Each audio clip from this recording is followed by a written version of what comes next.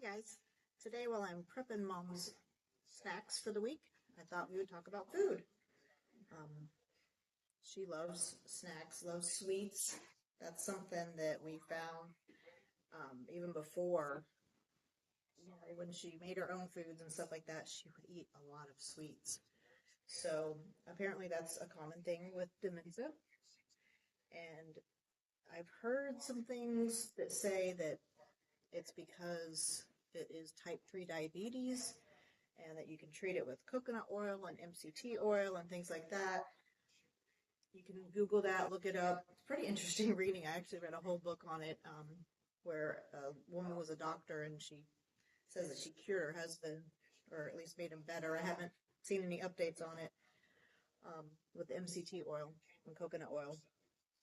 But since then, I've also heard that it's actually because as their faculties are fading, their mind is fading, different things are fading, that they lose their taste or their taste buds.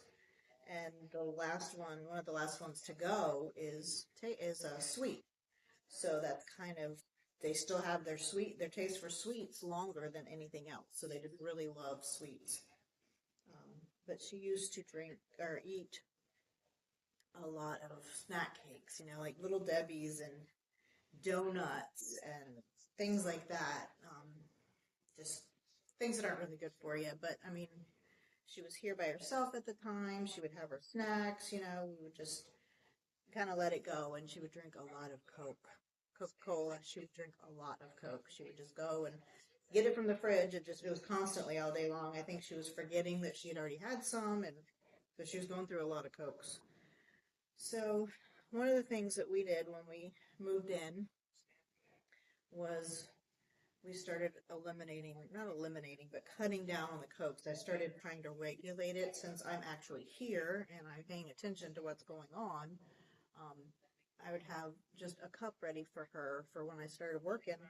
I would just have a cup ready for her with Coke in it. And that way I could regulate. It was, like a thermal cup. I could regulate how much Coke she drank. And it would stay cold, and she liked it. She loved the cup. She thought it was pretty. And it worked out really, really well. Um, and then I also started doing fruits. So instead of the snack cakes, she would have fruit. I would get them, again, all prepared like I'm doing now for the week. Because, again, although I work from home, a lot of people think that, oh, you work from home and you can just come and go and walk around the house and do laundry and, put in a little laundry. But that's not the case. I'm at my desk. I'm glued to my desk, glued to my computer. So I have to do things on my breaks, on my lunch break. So it has to be something that's really quick and convenient for me. So I just have everything all prepared. That way I can just grab something real quick for her on my way through the room while I'm going to the bathroom or on my lunch break, obviously like fix her a quick lunch as well. But she really loves fruits. I have found out that, that's still sweet. And of course, she likes the sweetest ones. Here I have grapes, watermelon. She also likes the oranges, the little mandarin oranges, the seedless ones. I'll just go ahead and peel those, and I'll have those sectioned out and in a little baggie for her. Um, but any of the real sweet fruits she loves, and she eats them up and just says how good it is. So that's something that we have found that's really helped keep her away from so much junk food, but still satisfies her sweet tooth. And then with the Cokes, we still let her have, like some Coke. We don't want to completely deprive her, of course. It's one of those things. And tell me what you guys think in the comments. It's like at this stage in life and at the age that she's at, do we try to completely change her diet and force her to eat things that she doesn't like, which luckily so far we've found things that she does like. But do we do that, or do we just kind of let her have at it? Let her enjoy the last few, hopefully, years of her life. Um, and we've been torn on that. So that's why we kind of compromise, still give her the sweets, but it's fruit, so it's good for her. And so we do still give her some Coke. But I keep it limited. Um, During the day in her cups now, um, I'll put either like some kind of hydrating drink because she does not like water. She does not drink enough water. So I'll do either Gatorade, which is not my favorite because it has a lot of sugar and the dyes and stuff like that in it. But there's also, when I can, I'll get the packets. They're called Hydrate from Advocare, and you put it in water and shake it up, chop one, and she loves that. There's all kinds of different flavors, and she really, really likes those as well. So we'll do that. Juices, 100% juice, um, like the Juicy Juice brand. I used to buy that for my kids, but it's 100% juice, and she likes that as well. And then usually, like for her supper, with her supper, we'll give her some Coke, and she loves it. She's like, her eyebrows go up. She'll, that's really good. It's pretty funny. It's pretty cute to watch, but she really, really enjoys it. But when she first, you'll find that a lot of my stories are like before the fall and after the fall. So before the fall, she was eating pretty well. When she fell and hit her head, I've talked about it in other videos.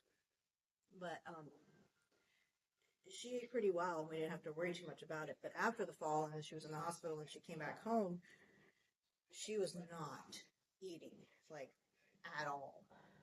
We couldn't get her. It was like the biggest fight um, that we've had with her, that she just would not eat. And we kept trying to tell her, you have to just think of it as medicine or as fuel for your body. You have to eat.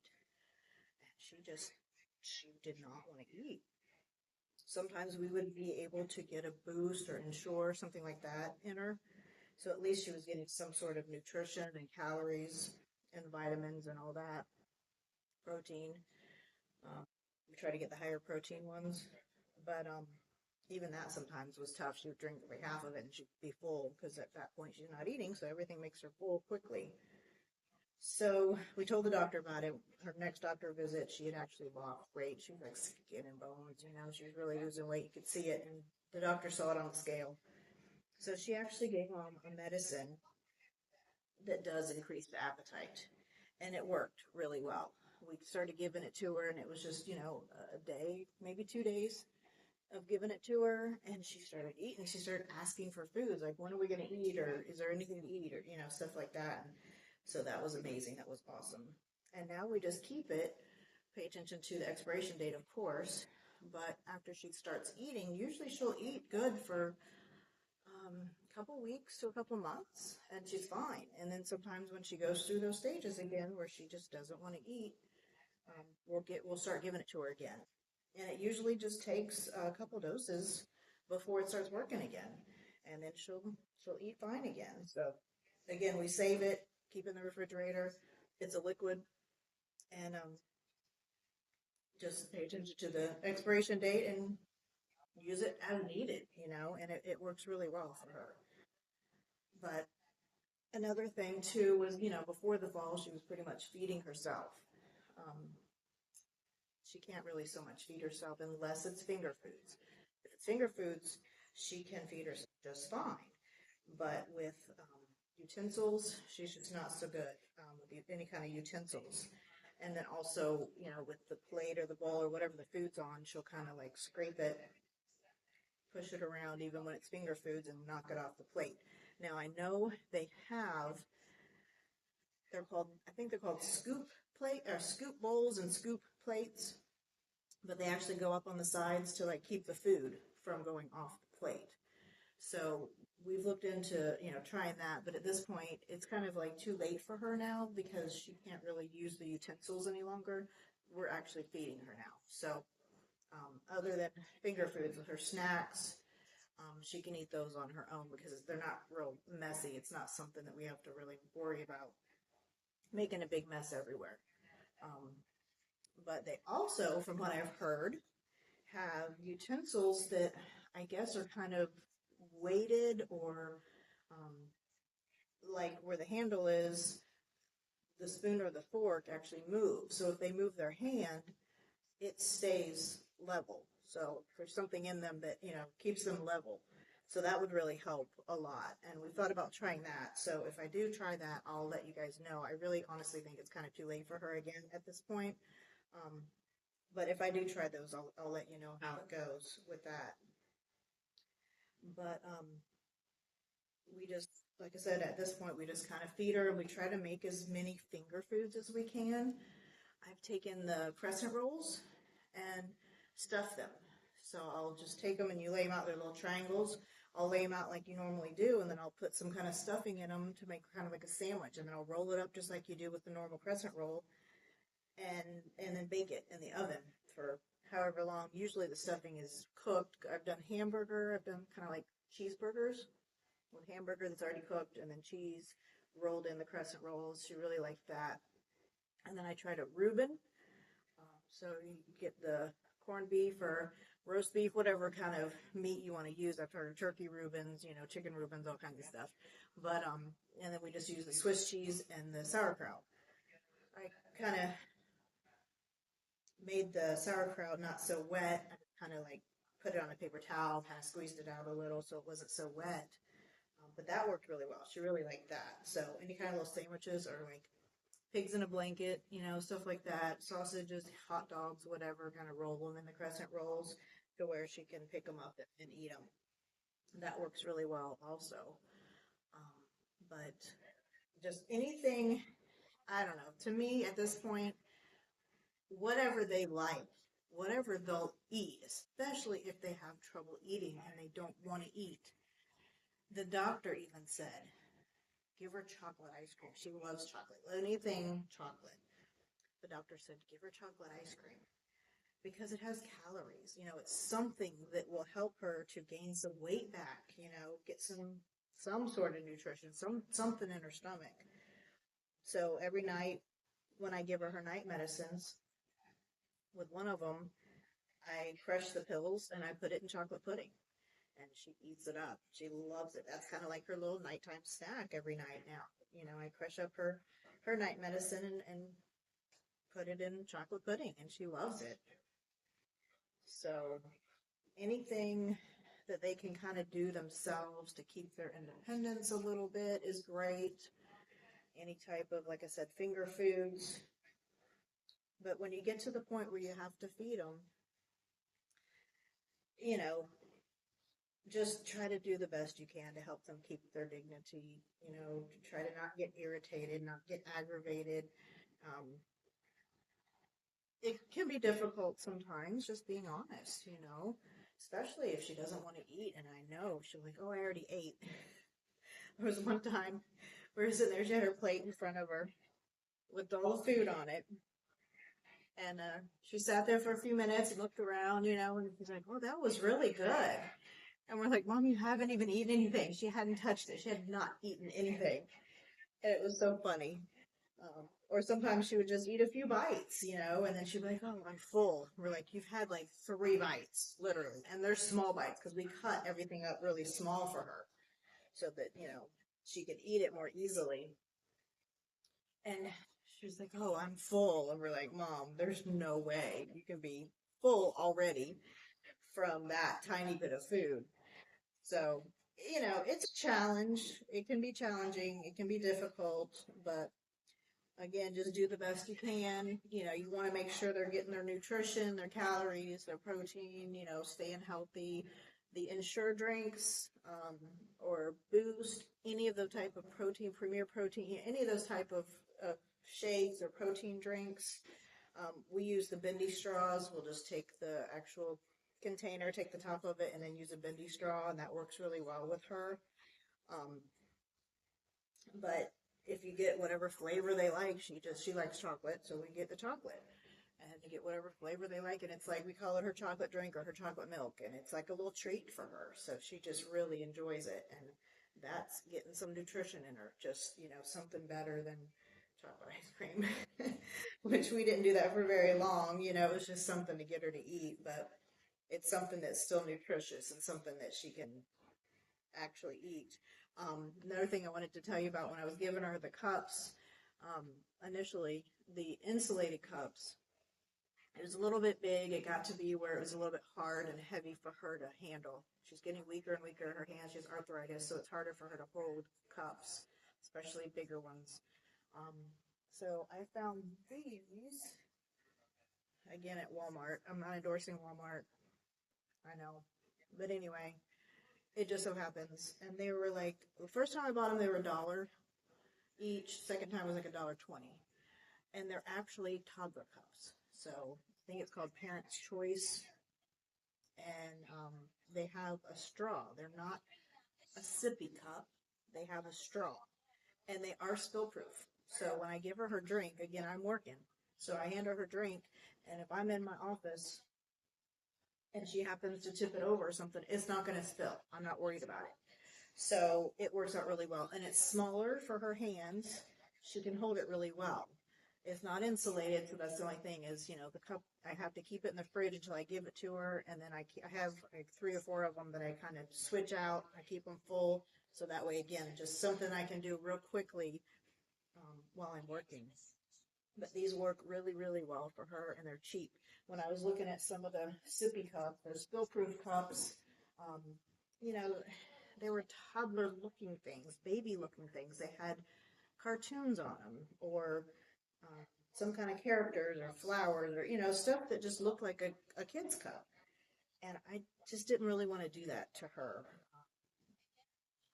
I don't know. She might not have noticed. She might not have cared. Maybe she would have thought it was pretty and not even realized exactly what the character or the picture was or whatever.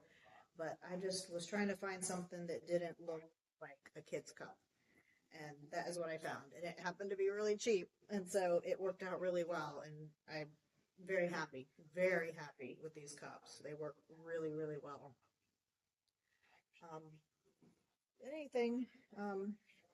Oh, and then someone asked in one of my other videos, there was a comment. Someone asked if I've noticed any difference with how our day goes, depending on what foods she eats. And I have to say that I haven't, but a lot of that's mainly because she eats a lot of the same foods all the time, because once she finds something she likes, we tend to just continue to give it to her because she continues to like it. And she doesn't really seem to get tired of it. If she does start getting tired of it, we do try something different, of course, but she just tends to kind of eat the same things every day. So I haven't really noticed, but I'll start paying more attention with that, start thinking more about it, see if that's something that either, like I talked about in my other video with her sleeping during the day, maybe give her more energy during the day, or maybe help her sleep better, or, better moods, better cognitive, whatever. I will start